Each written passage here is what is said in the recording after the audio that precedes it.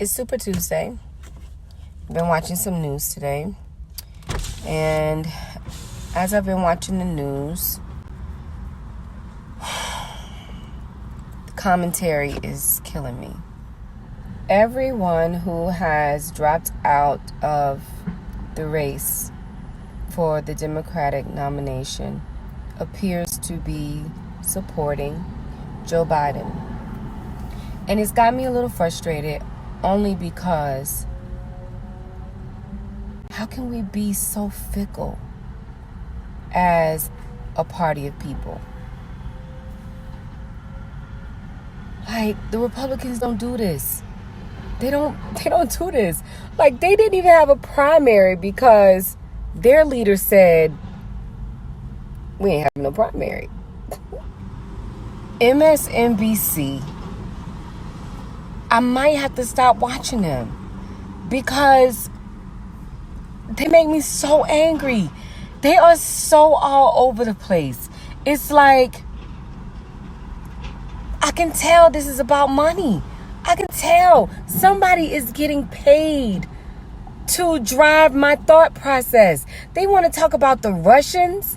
No, it's not the Russians messing with this election. It's the Beltway media. It's the commentators. They really are fucking with us. And these candidates who claim that their purpose is to make Donald Trump a one-term president, their purpose is to make sure that Donald Trump does not get reelected. These candidates have decided that in order to do that, they're going to put their votes behind Joe Biden. They're going to all pull out now. They all realize that they can't make this work. So now they're going to decide to put their support behind Joe Biden. When all they had to do from the very beginning, if Joe Biden was going to be the choice, was sit their ass down somewhere and stop wasting money and give it all to Joe Biden. And stop fucking with Bernie Sanders. And not only are they fucking with Bernie Sanders, okay, but they are also fucking with us. They giving us all these bullshit reasons for months now why they should be the choice. And now all of a sudden, because their money is running out and there's no viable way to the nomination, now they're going to support Joe Biden? This is so unfair. The Republicans didn't do this to their people. They didn't do this to their people. So it's not that Joe Biden is the better choice to beat Donald Trump. It's just where they are now all being told to get in line. Do you all not realize that for months, the Democrats have been giving us nothing but bullshit? What they should have done from the very beginning is say, let's all come together. Let's decide. These are the things that matter to the people. You know, Bernie, you got slotted last time.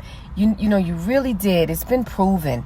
You really did, get screwed. So this is what we're going to do. What we're going to do is we're going to run you and Joe Biden as president and vice president. Or we're going to let you and Joe Biden duke it out, just the two of you, in a primary. See which one the people want. And then what we'll do is after that, either the one that wins the primary is the president. The one that loses the primary becomes vice president. That would have been a good plan.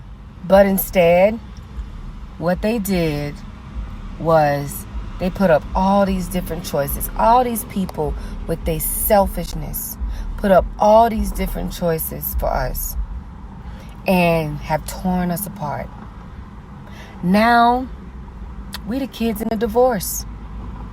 We are the kids in the divorce. And we got to choose between Daddy, who, Joe Biden, has the structure and the experience to father, and Mommy, who has the passion and the love and the needs that we have wrapped up in her heart. That's how I see this. That's how I see Bernie.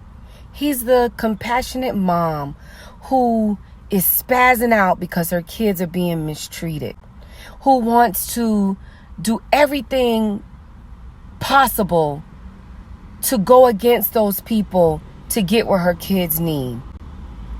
And then we got dad sitting over here with the purse strings wanting to provide and buy the things. He don't want to fight for it. He's just going to take for granted that it's supposed to be given. And so he's just going to say, yeah, let me get that. And that's what we got going on here. I'd rather choose my compassionate mother that's going to fight for me any day than my father who takes it for granted that I'm his child.